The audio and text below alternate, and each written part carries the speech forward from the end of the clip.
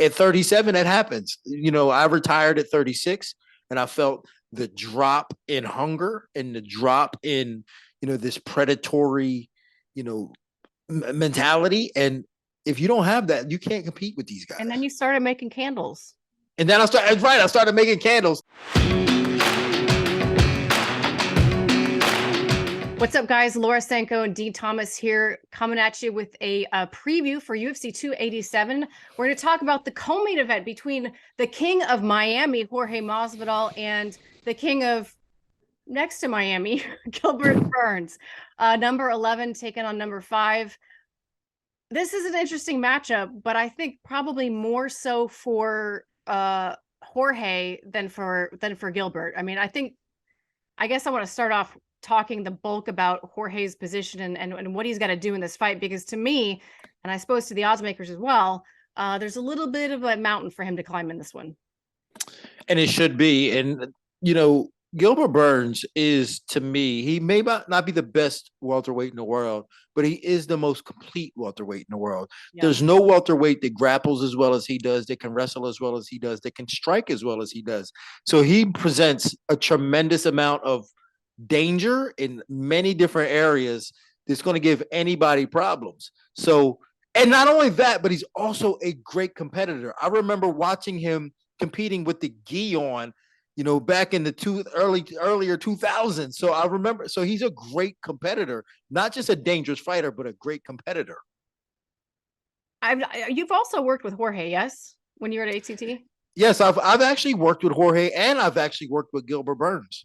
Oh, we are talking to the perfect person then. So I guess my first question then is, I feel like particularly in this setup, specifically because of what you just said, because Gilbert is so perfectly well-rounded, I feel like all the storylines about Jorge tend to be about his personality, his stardom. He gets distilled into like, oh, he's a big name, that's a good striker, and they don't really talk about anything else that he has in his arsenal. So knowing his game so well, like, what are some of the other good attributes that Jorge has other than just being a good striker? Well, no, so I think we got it wrong. Like, Jorge has been through many different evolutions as a fighter, but one thing I can always say is that he's always been one of the best guys in any room that he's ever been in. He's always willing to learn. And the one thing about him that people may not realize is that he is a dog. He is an absolute dog, and he loves to train. Even when he doesn't have a fight, he's still training. I remember him being in St. Louis with Tyron, just training for no reason, but just wanting to train and learn and just get in the room and sweat. So he's a dog. So I think that a lot of people may not recognize that about him, because they just see him as kind of like this. Now he's kind of a celebrity in his own way. And exactly. But he's a dog. He still loves to do his thing. And I think that that's going to be very important for him, and how much dog he has left in him at 37. I think that's going to be very important for him in order for him to be competitive in this fight.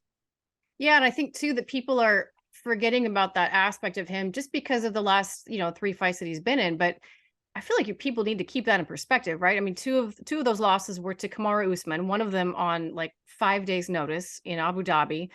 The other one, of course, he did get completely knocked out, and then to Colby Covington. So, I mean, and really, they played into a very specific skill set. And I'm not saying Gilbert Burns isn't a good wrestler. He is a very good wrestler, but he's not like Colby and Kamaru.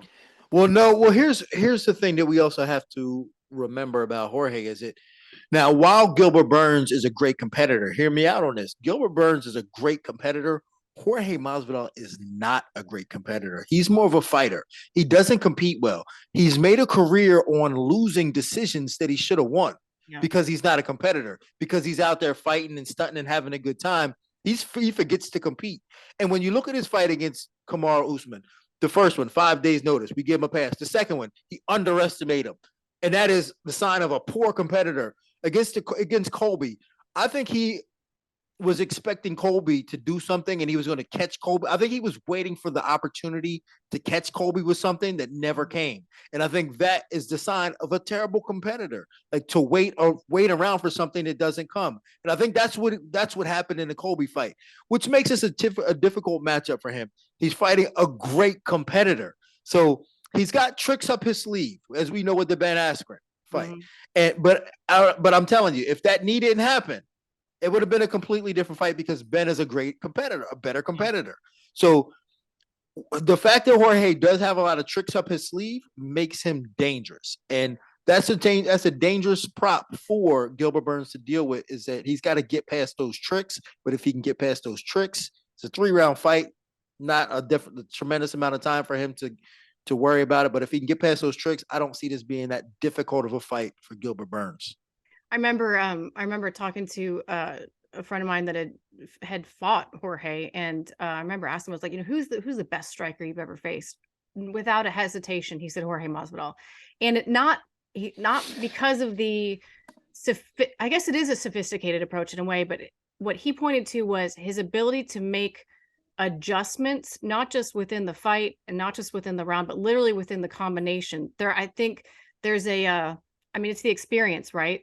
The little things that we can't necessarily pick up on that he's so good at doing on the feet. To your point, the tricks, right? He's got some of those veteran tricks, but he's up against an incredibly talented guy who I think for Gilbert Burns to see the evolution of him as well over the past 5 years or so, to put the striking together, I mean, he's always had the grappling and the wrestling, but there's something about the interstitials that he was able to really forge in the last couple of years. It's a tough fight for Jorge for sure. Do you think though that I mean, Jorge, even despite fighting Kamaru twice and Colby once, he still has like a 71.6 takedown defense percentage. Can Gilbert get him down? Well, that's the problem. One, Gilbert can get him down. It's not going to be easy because I think Jorge's wrestling is underrated. Yeah. But here's the thing. We talk about his striking. As his wrestling got better, his striking got worse. He changed. So Jorge, when he was at his best, he was a tremendous boxer. And in my opinion, at the time he was at his peak, he was the best boxer, pure boxer in the UFC and probably in all of MMA.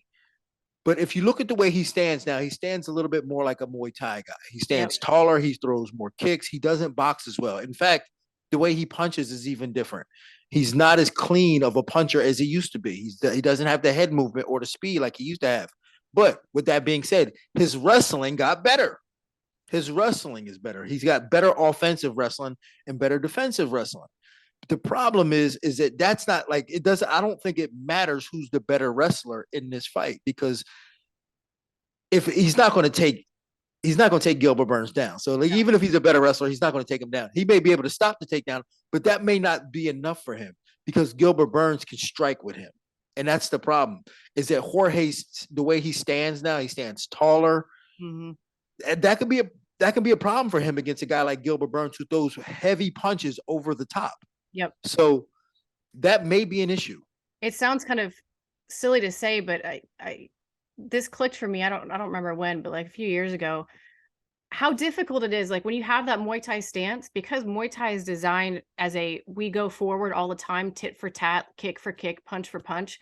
There's not a lot of like lateral movement and angle finding. When you stand upright like that, it's really hard to move backwards. Really, really hard to move backwards effectively. And I think I think you're right. I mean, I think that it's going to be tough for him if he stays in that really upright stance to be able to move out of the way of some of Gilbert's bigger punches. He's so good, Gilbert is, about chucking that overhand and finding the takedown off of it. Yeah, and I see him, having a lot of success with that early. The only thing he does have to watch out for is because Jorge has that taller stance, his feet are closer together, which gives him balance in being able to throw knees and kicks up the middle. He will have balance with throwing knees and kicks up the middle. So that could be a problem for Gilbert Burns if Gilbert Burns is not careful and doesn't attack from angles or doesn't, feint a lot or set it up good. But this is a tremendously difficult fight for Jorge, and I just think just from the competitive aspect of it, you got a guy who's made a career of losing close fights that he should have won these. He's better than a guy. I mean, there's a litany of guys from Ally Kenta to Ben Henderson. I'm like, he's better than these guys, and he's letting them beat him. And now he's fighting another guy similar to that, Gilbert Burns, who's more dangerous than Ben Henderson and Ally Kenta. Like Gilbert Burns will put you out and he can submit you. And that's, I don't, I don't wish bad on Masvidal. He's a great friend of mine, but he's got to take this fight seriously. And, and that's another thing too, is it, I say he's a dog and he loves to train, but at 37, he's rich now. Yeah. He's got legal problems. Yeah. He's got he had his own show last week. Like, it's just hard to say like where his head is at going into this fight. Like, is it where it needs to be? Yeah. What did you make of him saying on Countdown that if I lose, I'm probably done? Like, he's putting a tremendous amount of pressure. I mean, it makes sense because the man's been fighting forever, but I feel like when you say that going into a fight, it puts a tremendous amount of pressure on yourself because it's like he's literally created this. On one hand, he's basically said he's going to retire, and on the other hand, I'm right there for a title shot. Like, that's a chasm of a difference. Do you think it's smart of him to be articulating that beforehand? Well, I mean, or just honest, I guess. For sure, it's honesty, and it is smart of him for at least the odds makers, right? So, I mean, thank God he's being honest, and that's what you can expect from Jorge is honesty.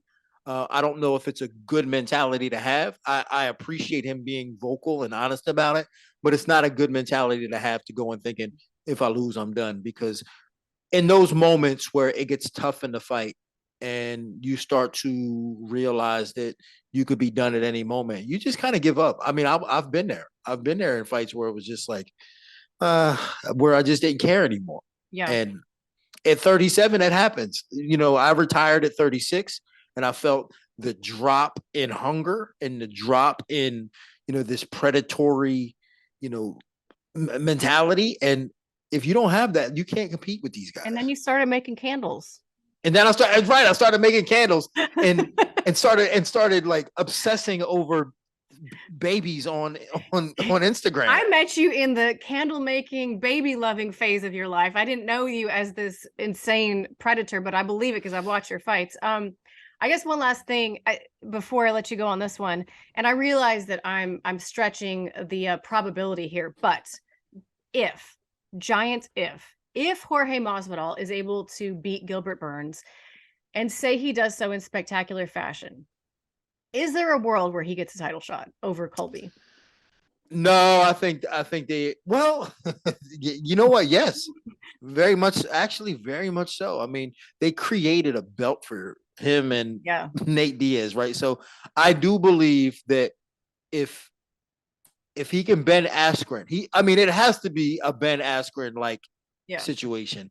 If he can do that, if he can create some type of marketing type highlight reel knockout, then they can use that to market the fight. Because like, we got Colby's big mouth, but like nothing sells more than the visual of somebody with a recent knockout. So if he can do that, then I do believe he can get a title shot. Well, and in fairness, I don't think Leon necessarily wants to fight Colby. And I don't think Leon's necessarily scared of Colby, but I think Leon's sick of fighting wrestlers. Like, I think Leon, I would be like, yes, I'll fight Jorge, right? That's a great matchup for me. And I think honestly it'd be a pretty good matchup for Jorge. No, I think that obviously, there's beef between the two. He hit him backstage thanks to you. Yeah. But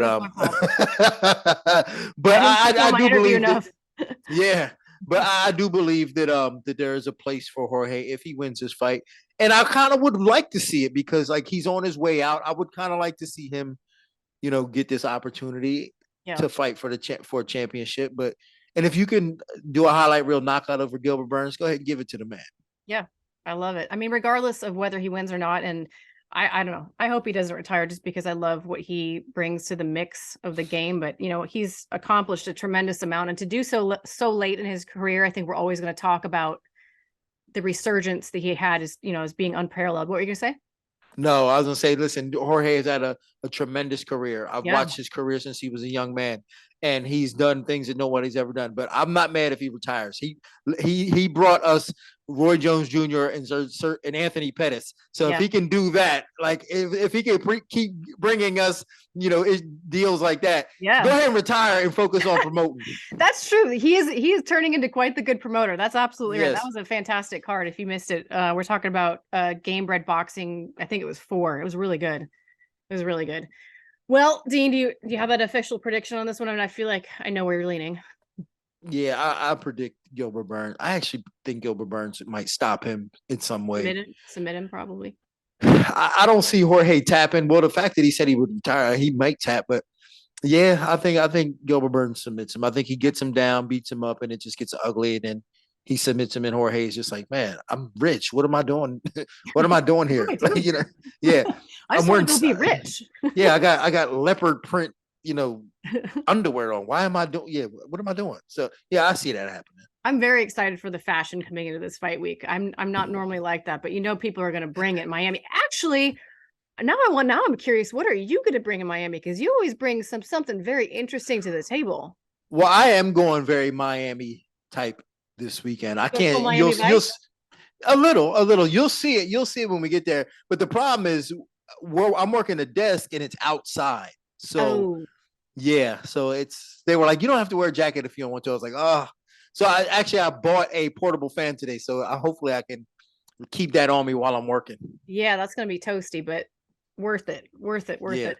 Dean, thank you so much for your time. We always appreciate it. Guys, thanks for joining us. Hit like, hit subscribe. It helps so much. And we'll see you at the next pay-per-view.